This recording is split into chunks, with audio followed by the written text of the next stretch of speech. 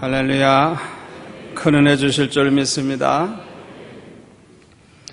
이 세상에는 신앙을 가지고 있는 신앙인과 신앙이 없는 그런 사람들이 있습니다. 신앙이 없는 사람들은 대부분이 내세가 없습니다.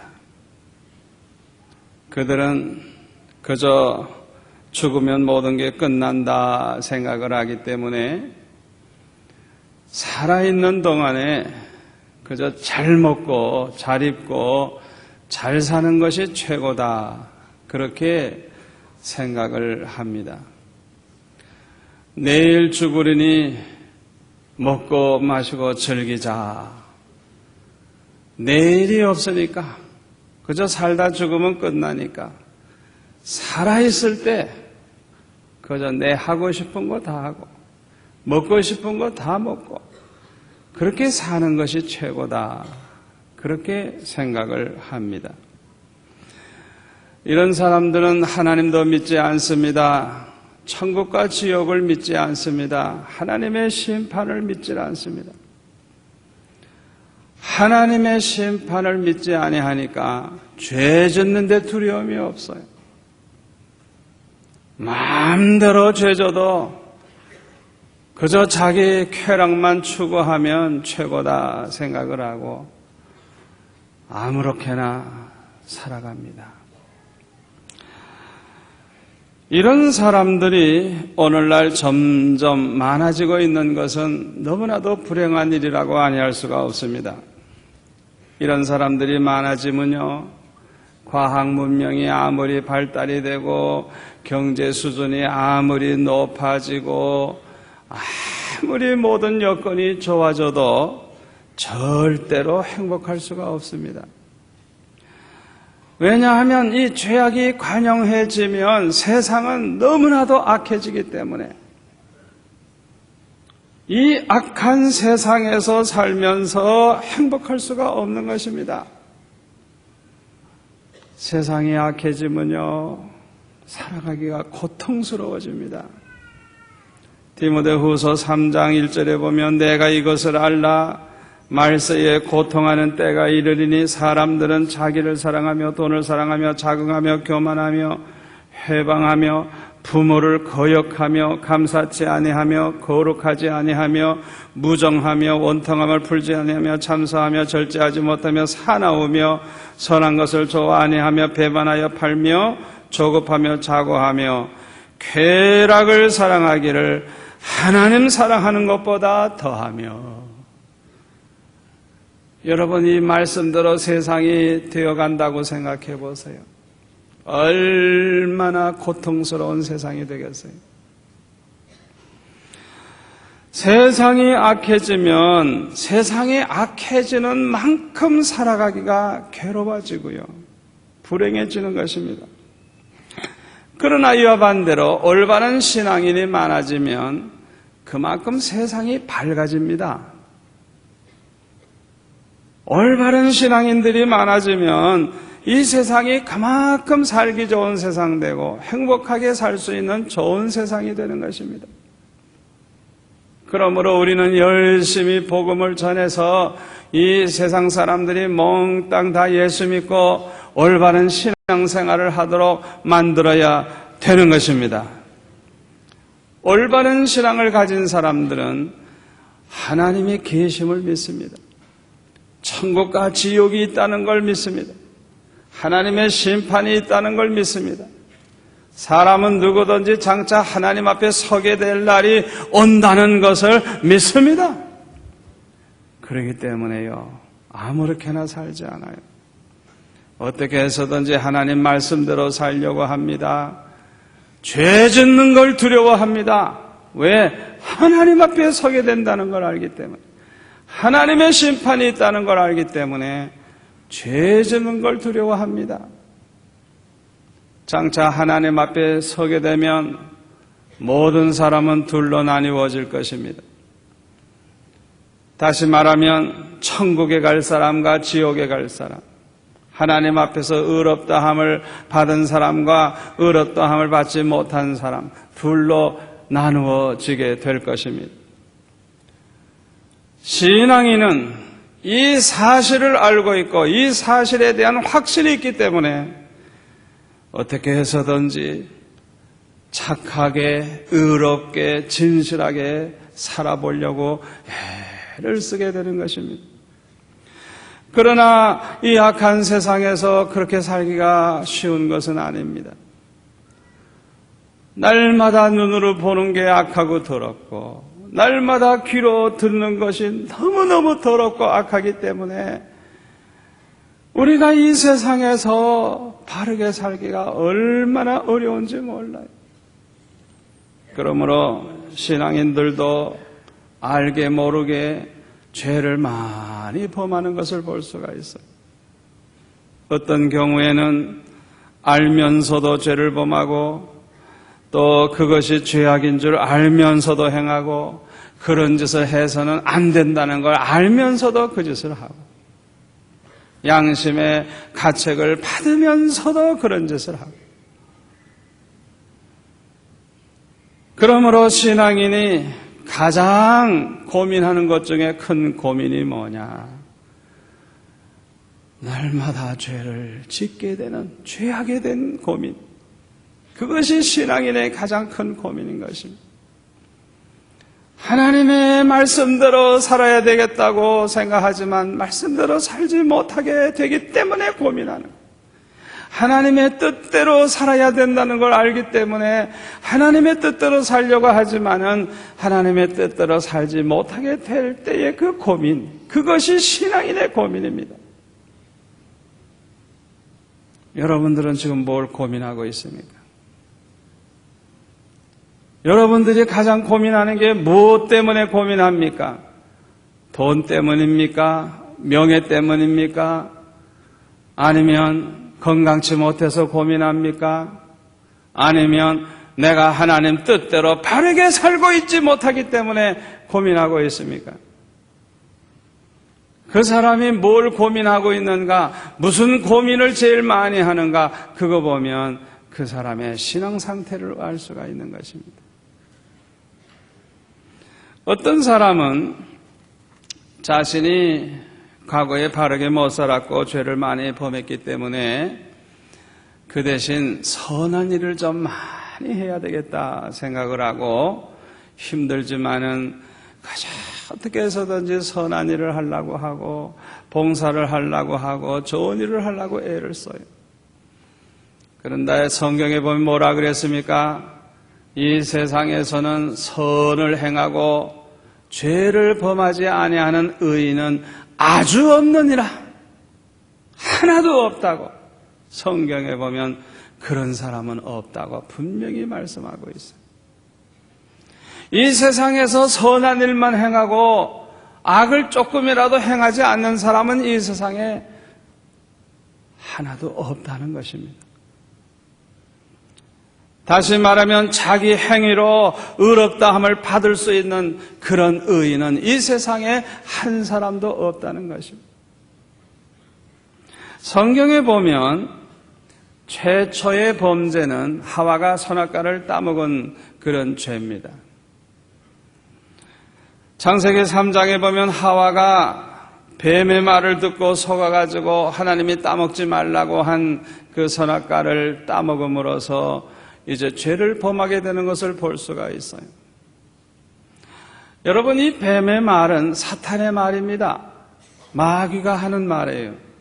마귀는 뱀이 아니라도 다른 것을 통해서 얼마든지 우리에게 거짓말을 할 수 있고 어떻게 해서든 죄 짓도록 얼마든지 유도할 수가 있어요. 그런데 성경에 보면 창세기 3장에는 뱀을 통해서 마귀가 거짓말을 한 것입니다.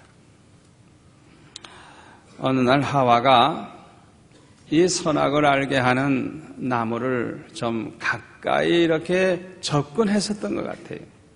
왜 그랬는지 모르지만 성경에 없으니까 그저 추측을 해봅니다만은 그때 마침 뱀이 그 선악을 알게 하는 나무 위에 이렇게 올라가서 그 나뭇가지를 이렇게 이렇게 휘감고 그 다음에는 그 선악을 알게 하는 나무 따먹지 않았으니까 얼마나 열매가 많았겠어요? 그거를 갖다가 이렇게 뚫뚫뚫뚫 이렇게 휘감고 입을 쭉 벌리고 먹으려고 아마 이러고 있었던 것 같아요. 그때 하와가 깜짝 아마 놀랐을 겁니다. 저건 만지면 안 되는데, 저건 먹으면 죽는데, 이상하다. 저렇게 만져도 안 죽네. 먹어도 안 죽는 거 아닌가. 아마 그런 생각을 했을지 모르겠어요. 그런데 성경에 보면 뱀이 그 때를 놓치지 않고 거짓말을 합니다. 선악과를 따먹어도 안 죽어. 오히려 네 눈이 밝아져서 하나님과 같이 된단다. 거짓말을 했어요. 그 말에 속아서 자기도 따먹고 자기 남편에게도 주어서 먹게 했습니다. 이것이 인류의 최초의 범죄인 것입니다. 하와에게 찾아왔던 그 사탄은, 하와에게 찾아왔던 그 뱀은 지금도 저와 여러분에게 찾아오고 있다는 걸 명심하시기를 바랍니다. 그 하와에게 거짓말을 한 그 마귀는 지금도 저와 여러분에게 찾아와서 매 순간 거짓말을 자꾸 해가지고 엉뚱한 생각을 하게 하고 그래서 죄를 범하도록 만든다는 사실을 여러분 기억하시기를 바랍니다. 여기에 대해서 사도 바울은 로마서 8장 5절에 보면 이렇게 말합니다. 육신을 쫓는 자는 육신의 일을, 영을 쫓는 자는 영의 일을 생각하나니 육신의 생각은 사망이요. 이 육신의 생각은 마귀가 주는 생각입니다. 사탄이 주는 생각. 이 육신의 생각은 사망이요. 영의 생각은 생명과 평안이니라. 육신의 생각은 하나님과 원수가 되나니. 이 마귀가 주는 생각 따라가면 하나님과 원수가 된다는 것입니다. 하나님의 법에 굴복지 아니할 뿐만 아니라 할 수도 없습니다. 육신에 있는 자는 하나님을 기쁘시게 할 수가 없느니라 그랬습니다.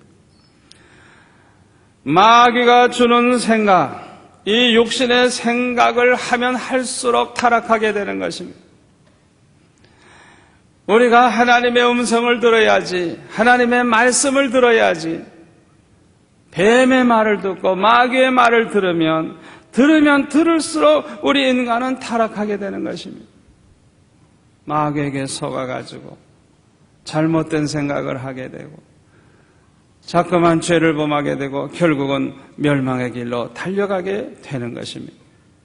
그런데 불행하게도 로마서 3장 10절에 보니까 의인은 없나니 하나도 없으며 깨닫는 자도 없고 하나님을 찾는 자도 없고 다 치우쳐 한 가지로 무익하게 되고 선을 행한 자는 없나니 하나도 없도다. 이렇게 성경은 선언을 하고 있습니다. 이 세상에 죄 없는 자가 없다는 것입니다. 모두가 다 죄를 범했다는 것입니다. 그것뿐만 아니라 모두가 다 죽을 자가 되었다는 것입니다. 마치 사형언도를 받은 사형수가 죽는 날만 기다리고 있는 것처럼 모든 인간이 그렇게 됐다는 거예요. 모든 인간의 죄값으로 멸망할 수밖에 없는 그런 상황에 빠졌다는 것입니다. 이것을 보시고 가장 마음 아파하시며 슬퍼하신 분은 우리 아버지 하나님이십니다. 왜냐하면 그 하나님은 세상을 사랑하시기 때문입니다. 그 하나님은 저와 여러분을 사랑하시기 때문에, 저와 여러분을 긍휼히 여겨주시는 분이기 때문에 그 하나님은 가장 슬퍼하시고 가장 마음 아파하신 것입니다. 그래서 하나님은 우리를 구원하기 위해서 독생자 예수님을 이 세상에 보내주신 것입니다. 예수님은 하나님이시요 하나님의 아들이십니다. 예수님은 죄가 없으신 분입니다. 그럼에도 불구하고 아버지 하나님의 뜻에 순종을 해서 이 세상에 오셨습니다. 그리고 십자가를 지시고 우리의 모든 죄를 대속해 주셨습니다. 우리 죄값으로 우리가 죽어야 되는데 우리 대신해서 예수님이 대신 죽어 주신 것입니다. 우리 예수님은 사흘 만에 다시 부활하셔서 지금도 살아계십니다. 다메섹 도상에서 사울을 만나주신 부활하신 주님, 지금도 이 가운데 계셔서 저와 여러분에게 찾아오시기도 하고 말씀하시고 함께 하신다는 걸 믿으시기를 바랍니다. 저는 그렇게 생각해요. 우리 예수 믿는 사람들, 구원받은 사람들은 모두가 다 그저 최소한도 한 번 이상은 부활하신 주님을 만나는 체험을 하기를 바랍니다. 우리가 성경적으로만 하나님을 알고 이 교리적으로만 알고 이러면요 바리새 교인같이 나도 모르게 되기 쉬워요. 그러나 부활하신 주님을 만나는 체험을 하면요 얼마나 행복해지는지 몰라요. 너무너무 행복해져. 저는 고등학교 2학년 때 너무너무 배가 고프고 너무너무 고생할 때 그냥 죽고 싶은 마음을 가지고 하나님 앞에 금식 기도할 때 사흘 만에 주님을 만난 체험을 했습니다. 너무너무 죽고 싶어서 이렇게 고생스러운 세상 오래 살 필요가 뭐 있냐 이게. 천국 가는 게 얼마나 좋으냐 이게. 죽고 싶어서 금식 기도할 때 사흘째 되는 날 주님은 저에게 말씀하시기를 너는 죽었느니라. 나를 위해 살아줄 수 없겠네. 나를 위해 살아줄 수 없겠네. 나를 위해 살아줄 수 없겠네. 3번이나 저에게 찾아오셔서 말씀을 하셨습니다. 저는 그때부터 부활하신 주님, 살아계신 주님, 성경에만 있는 주님이 아니라 정말 그 말씀대로 살아계신 주님을 만나기 시작을 했습니다. 그 주님의 음성을 듣기 시작을 했습니다. 여러분, 부활의 주님을 만나시기를 바랍니다. 그 주님의 음성을 들으시기를 바랍니다. 우리 주님께서 우리 죄를 짊어지시고 대신에 죽어주셨기 때문에 이제는 누구든지 예수님의 말씀을 듣고 하나님을 믿으면 멸망치 않고 영생을 얻게 되는 것입니다. 그러므로 이제는 누구든지 예수님을 믿기만 하면 구원을 얻고 천국에 들어가서 영생 복락을 누리게 되는 것입니다. 오늘 본문에 보니까 로마서 3장 20절에 보면 율법은 모두 다 지켜서 그 율법을 행함으로 의롭다함을 받을 사람은 하나도 없다고 말씀하고 있습니다. 22절에 보면 오직 예수 그리스도를 믿음으로 말미암아 의롭다함을 얻게 된다고 말씀하고 있습니다. 또 23절에 보니까 모든 사람이 죄를 범하였음에 하나님의 영광에 이르지 못하더니 그리스도 예수 안에 있는 속량으로 말미암아 하나님의 은혜로 값없이 의롭다 하심을 얻은 자가 되었느니라. 이 예수를 하나님이 그의 피로서 믿음으로 말미암는 화목제물로 세우셨으니 이는 하나님께서 길이 참으시는 중에 전에 지은 죄를 간과하심으로 자기의 의로우심을 나타내려 하심이니라. 이렇게 말씀하고 있습니다. 여기 24절에 의롭다 하심을 얻은 자 되었다 그랬는데요. 이 말은 무슨 뜻인가 하니 의롭지도 않은데 의롭다함을 받았다는 거예요. 나는 의롭지 않은데 의롭다고 그렇게 인정을 받았다는 것입니다. 다시 말하면 나는 의로운 자도 아닌데 하나님이 나를 의로운 자로 봐주신다는 겁니다. 얼마나 감사한 일이에요. 또 25절에 보면 전에 지은 죄를 간과하심으로 그랬어요. 우리가 과거에 범한 죄가 얼마나 많습니까? 그런데요, 분명히 내가 과거에 죄를 범했는데도 안 범한 사람처럼 봐주시는 거예요. 그냥 넘어가는 거예요. 그냥 괜찮다 하고 넘어가는 거예요. 할렐루야, 할렐루야. 얼마나 감사해요. 얼마나 감사해요. 예수 믿는 사람들은 의롭지도 아니한데 의롭다 여겨주시고, 과거의 죄를 많이 범했는데도 불구하고 그거를 그냥 넘겨주시는 거예요. 그냥 봐주시는 거예요. 그냥 마치 죄를 안 범한 것처럼. 저는 이 말씀을 생각하면 얼마나 기쁘고 얼마나 좋은지. 여러분, 이 말씀을 그대로 믿으십니까? 얼마나 복된 복음입니까? 복음서에 보면 어떤 부자 청년이 예수님께 찾아와서 내가 무엇을 하여야 영생을 얻으리까? 그렇게 질문을 했습니다. 이것은 질문 자체가 잘못된 질문입니다. 왜냐하면 영생이라고 하는 것은 내가 뭘 해서 얻는 게 아닌 것입니다. 내가 어떻게 해서 내 공로로 내 힘으로 얻을 수가 없습니다. 우리 힘으로는. 그런데 이 부자 청년은 자기가 뭐라도 할 수 있는 것처럼 내가 어떻게 하면 영생을 얻겠습니까? 이러고 질문을 했어요. 이 세상 사람들 가운데 율법을 100% 다 지켜서, 완전하게 지켜서 하나님 앞에 의롭다 하심을 받고 영생을 얻을 자는 하나도 없습니다. 그런데 이 부자 청년은 뭐라 그래요? 어렸을 때부터 다 지켰다는 거예요. 지금 착각을 하고 있는 겁니다. 이 사람은 율법이 뭔지도 모르고 자기는 어렸을 때부터 율법을 다 지켰다고 대답을 했습니다. 율법은 한마디로 말하면 사랑하라는 겁니다. 하나님 사랑하라, 이웃을 사랑하라, 사랑하라는 거예요. 마음을 다하고 뜻을 다하고 목숨을 다하여 주 너의 하나님을 사랑하고 내 이웃을 내 몸과 같이 사랑하라. 그게 율법이에요.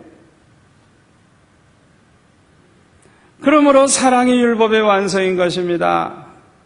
그런데 이 부자 청년은 예수님께서 말씀하시기를 네 재산을 다 팔아 가난한 자들에게 나누어 주라. 그리고 나서 나를 쫓으라. 그렇게 말씀하셨을 때 자기 그 재산 주라고 그러니까 아까워가지고 순종하지를 못하고 근심하며 돌아갔다 그랬어요. 전혀 사랑이 없는 사람인 것입니다. 여러분, 사랑은 주는 겁니다. 사랑이라고 하는 건 주는 거예요. 주는 거예요. 나눠주는 거예요.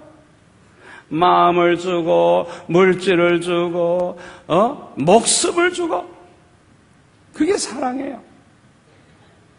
그런데 이 사람은 전혀 남에게 줄 줄 모르면서 자기는 율법대로 살았다는 거예요. 얼마나 착각을 하고 있는 것입니까? 사랑 중에 가장 큰 사랑은 목숨을 주는 겁니다. 그러므로 예수님의 사랑이 가장 큰 것입니다. 저와 여러분을 위해서, 저와 여러분을 구원하기 위해서 예수님은 그 귀한 목숨을 내주셨습니다. 가장 큰 사랑을 보여주신 것입니다. 예수님이 십자가를 지신 후에는 율법을 행하는 것이 구원의 조건이 아닙니다. 구원의 조건은 오직 믿음입니다. 오직 믿음으로 구원을 얻습니다. 그리고 율법은 구원받은 성도들이 지켜야 할 하나님의 계명입니다. 율법이라고 하는 것은 천국 백성, 하나님의 백성, 믿음의 사람들이 지켜야 할 하나님의 계명인 것입니다. 그러므로 예수님은 말씀하시기를 요한복음 14장 15절에 보니까 너희가 나를 사랑하면 나의 계명을 지키리라. 너희가 나를 사랑하면, 여러분, 그 사람의 그 믿음을 뭘 보고 알 수 있어요? 하나님을 사랑하는 거 보면 알아요. 예수님 사랑하는 거 보면 알아요. 그 사람이 얼마나 믿음이 좋으냐 알라고 하면 얼마나 주님을 사랑하느냐 그거 보면 알아요. 그러므로 주님은 말씀하시기를 너희가 나를 사랑하면 너희가 정말 믿음이 있다면 내 계명을 지키리라. 21절에 보니까 나의 계명을 가지고 지키는 자라야 나를 사랑하는 자니 나를 사랑하는 자는 내 아버지께 사랑을 받을 것이요 나도 그를 사랑하여 그에게 나를 나타내리라. 23절에 보면 사람이 나를 사랑하면 내 말을 지키리니 내 아버지께서 저를 사랑하실 것이요 우리가 저에게 와서 거처를 저와 함께 하리라. 요한복음 15장 10절에 보면 내가 아버지의 계명을 지켜 그의 사랑 안에 거하는 것 같이 너희도 내 계명을 지키면 내 사랑 안에 거하리라. 예수님이 하나님 아버지의 계명을 지켜서 하나님의 사랑 안에 거하는 것처럼 너희들도 내 계명을 지키면 내 안에 거하리라. 내 사랑 안에 거하리라. 우리 주님이 말씀하신 것입니다. 또 요한복음 15장 12절에 보면 내 계명은 곧 내가 너희를 사랑한 것 같이 너희도 서로 사랑하라 하는 이것이니라. 우리 주님은 이렇게 말씀하셨습니다. 율법이라고 하는 것은 구원받기 위해서 지켜야 되는 게 아니고 구원받았기 때문에 지켜야 되는 하나님의 계명인 것입니다. 사랑하는 성도 여러분, 여러분은 믿음으로 구원받았습니까? 그렇다고 하면 여러분들은 하나님의 자녀입니다. 천국 시민입니다. 영생을 얻었습니다. 그러므로 천국 시민은 마땅히 천국 시민의 법을 지켜야 합니다. 하나님의 계명을 지켜야 하는 것입니다. 왜요? 하나님의 자녀가 되기 위해서? 구원받기 위해서? 아닙니다. 구원받았으니까. 하나님의 자녀가 되었기 때문에 하나님의 자녀가 지켜야 하는 하나님의 법을 지켜야 하는 것입니다. 그러므로 이제는 하나님 아버지를 사랑하는 마음으로 하나님의 계명을 순종함으로 하나님을 기쁘시게 해드려야 되는 것입니다. 이것이 믿는 사람의 열매입니다. 열매. 우리 예수 믿는 사람들이 좋은 열매를 맺는다는 말이 뭐냐? 옛날에는 아무렇게나 살았는데 이제는 하나님의 계명대로 하나님 사랑하고 내 이웃을 사랑하면서 살 때 그게 열매예요. 그게 열매예요. 이 열매가 얼마나 중요한지 모릅니다. 이 열매가 없는 사람은 믿음으로 구원을 받아도 부끄러운 구원을 받습니다. 그러므로 믿음으로 구원받은 사람들은 하나님의 계명을 지켜서 아름다운 열매를 많이 맺어야 할 줄 믿습니다. 요한복음 15장 8절에 보니까 너희가 과실을 많이 맺으면 내 아버지께서 영광을 받으실 것이요 너희가 내 제자가 되리라. 우리가 이 과실을 많이 맺으면 하나님 아버지께서 영광을 받으신다 그랬어요.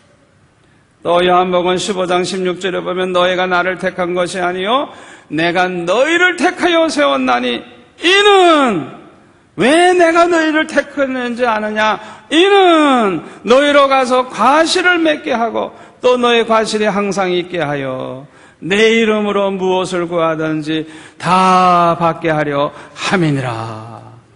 우리 주님은 이렇게 말씀을 하셨습니다. 왜 우리를 택하셨느냐? 왜 우리를 하나님의 자녀 되게 하셨느냐? 하나님의 계명을 지켜서 사랑 하나라는 계명을 지켜서 열매를 많이 맺어서 하나님께 영광 돌리고 무엇을 구하든지 다 받아 누리는 그런 축복의 사람 만들기 위해서 우리를 택하셨다고 주님은 말씀을 하신 것입니다. 아무쪼록 열매를 많이 맺어서 하나님 아버지께 영광을 돌리고 예수님의 이름으로 무엇을 구하든지 다 받아 누리시는 축복의 사람들 되시기를 축원합니다. 기도하겠습니다. 아버지 하나님 감사합니다. 오늘 주신 말씀이 우리 평생의 축복이 될 줄로 믿습니다. 이 말씀을 언제나 붙잡고 살아가게 하여 주옵소서. 원수 마귀의 거짓말을 듣지 않게 하시고 언제나 하나님의 말씀을 붙잡고 살아가는 저희들 되게 하여 주옵소서. 예수님의 이름으로 기도하옵나이다. 아멘.